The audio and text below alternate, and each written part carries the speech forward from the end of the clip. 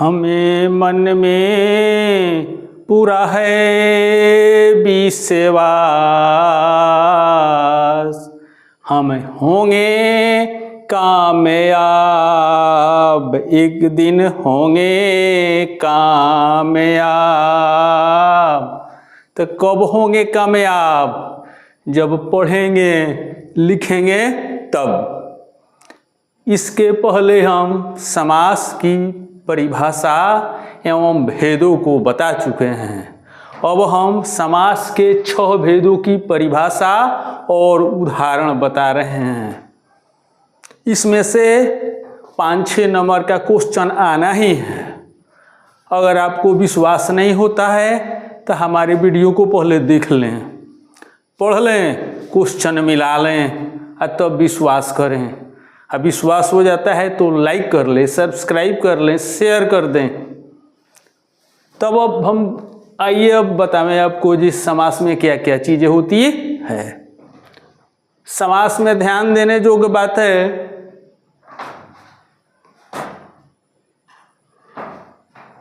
पूर्व का अर्थ होता है पहला, उत्तर का अर्थ होता है दूसरा, अन्य का मतलब तीसरा और उभय का मतलब होता है दोनों। ये सब परिभाषा में आएंगी समास में, इसलिए इसका अर्थ जान लेना जरूरी है और इसको समझ लेना भी जरूरी है। तो हम समास के 6 भेदों की परिभाषा हम बारी बारी से समझ रहे हैं। अव्ययीभाव समास का पहला पद अव्यय उपसर्ग प्रधान होता है।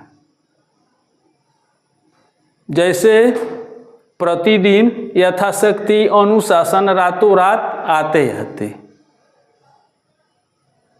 तो हम अव्ययीभाव समास को पहचानेंगे कैसे? तो पहचान है, पहला पद अनु रहेगा, प्रति रहेगा, जथा आदि रहेगा। तो जौना समास में प्रति, जथा, अनु रहे, अन्य भी, तो समझ जाएंगे कि हाँ अव्ययीभाव समास है। और अव्ययीभाव समास में दोनों पद एक समान रहता है। जैसे रातों रात, आते आते, तो एक समान दोनों पद हो जाएंगे, तो आप समझिए कि अव्ययीभाव समास है। अब अव्ययीभाव समास का बात खत्म। दूसरा है तत्पुरुष समास। तत्पुरुष समास में दूसरा पद प्रधान है। यहाँ पर दूसरा का मतलब उत्तर भी दे सकता है और कारक चिन्ह छुपा रहता है। तो तत्पुरुष समास दूसरा पद प्रधान, कारक चिन्ह छुपा रहता है। जैसे हम कहते हैं रसोई घर, रसोई के लिए घर, तो के लिए क्या है? कारक है। गगन चुंबी, गगन को चूमने वाला, को क्या है? कारक है, यानी कर्म कारक है। के लिए संप्रदान कारक है। तो इस तरह तत्पुरुष समास में देखेंगे कारक के चिन्ह का जैसा अर्थ निकलेगा तो तत्पुरुष समास में चला जाएगा। जैसे हम अन्य में देखते हैं राष्ट्रपति, राष्ट्र का पति, राजपुरुष, राजा का पुरुष, राजकन्या, राजा की कन्या। इसमें सब में कारक चिन्ह आ रहे हैं और दूसरा पद प्रधान हो रहा है। तीसरा है कर्मधारय समास। तो कर्मधारय समास में पहला पद विशेषण, दूसरा पद संज्ञा होता है। कर्मधारय समास में पहला पद विशेषण, दूसरा पद संज्ञा होता है। जैसे काला नाग, तो यहाँ पर हम काला विशेषण हुआ, नाग क्या हुआ? संज्ञा हुआ। लाल परी, लाल विशेषण हुआ, परी संज्ञा हुआ। नीलकंठ, नील विशेषण हुआ, कंठ संज्ञा हुआ। तो जहाँ पहला पद विशेषण है, दूसरा पद संज्ञा है, तो समझ जाएंगे कर्मधारय समास। कर्मधारय समास में एक बात और भी ध्यान देने वाली है कि बहुब्रीहि समास कर्मधारय हो सकता है, लेकिन कर्मधारय बहुब्रीहि समास नहीं हो सकता है। अब है बहुब्रीहि समास। बहुब्रीहि समास में अन्य, यहाँ पर हमने बताया है अन्य का मतलब तीसरा। हाँ, बहुब्रीहि समास में अन्य यानी तीसरा पद प्रधान होता है। समास को तो हम दोनों पद के माध्यम से समझते हैं, तो यहाँ पर बहुब्रीहि समास में अन्य तीसरा पद प्रधान होता है। दोनों पद का नाम हम लेंगे लेकिन अर्थ हो जाएगा तीसरा। जैसे वीणा पाणी, वीणा मने वीणा, पाणी मने हाथ, जिसके हाथ में वीणा है तो अन्य अर्थ हो गया सरस्वती। चक्रधर, चक्र को धारण करने वाला कौन है, तो तीसरा में चला गया विष्णु। दशानन, जिसके 10 आनंद 10 मुख है तो कौन है, तो हो गया रावण। लंबोदर, लंबा पेट वाला कौन है, तो तीसरा अर्थ गया गणेश। तो बहुब्रीहि समास में तीसरा पद प्रधान हो जाता है। पांचवा है द्विगु समास।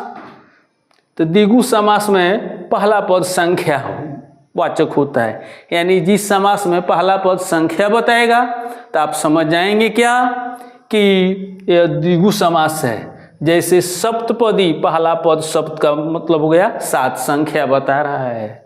पंचवटी, पंचवत माने 5 बता रहा है। चौराहा, 4 बता रहा है। तो द्विगु समास में पहला पद संख्यावाचक होता है।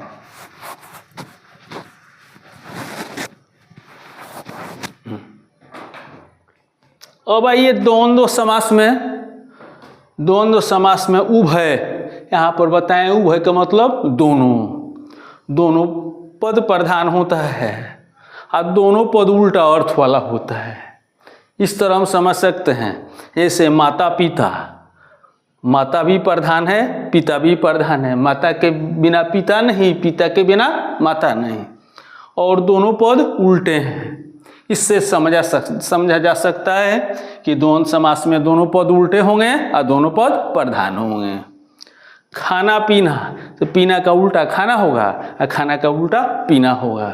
और खाना भी प्रधान है, पीना भी प्रधान। खाइएगा तो पीजिएगा भी, पीजिएगा तो खाइएगा भी, तो दोनों प्रधान है। उसके बाद में भाई बहन देख सकते हैं, दोनों उल्टा शब्द है। पढ़ना लिखना दोनों उल्टा शब्द है। तो उल्टे शब्द वाले जो 2 शब्द एक साथ आएंगे तो आप समझ जाएंगे कि द्वंद्व समास है। संस्कृत में द्वंद्व समास में च लगा रहता है। तो आप हिंदी के साथ संस्कृत पढ़ते हैं तो इसको संस्कृत में द्वंद्व समास को समझना होगा तो समझिएगा कि च लगा रहता है। और इसमें दोनों पद भी प्रधान होता है, तो दोनों पद देख लीजिएगा और च देख लीजिएगा।